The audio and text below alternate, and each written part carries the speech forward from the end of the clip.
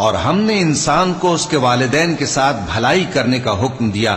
اس کی ماں نے اس کو تکلیف سے پیٹ میں رکھا اور تکلیف ہی سے جنا، اور اس کا پیٹ میں رہنا اور دودھ چھڑانا 2.5 برس میں ہوتا ہے، یہاں تک کہ جب وہ پختہ عمر کو پہنچ جاتا ہے اور 40 برس کا ہو جاتا ہے تو کہتا ہے کہ اے میرے پروردگار، مجھے توفیق دے کہ تو نے جو احسان مجھ پر اور میرے ماں باپ پر کیے ہیں ان کا شکر گزار بنوں، اور یہ کہ نیک عمل کروں جن کو تو پسند کرے، اور میرے لیے میری اولاد کو نیک بنا دے.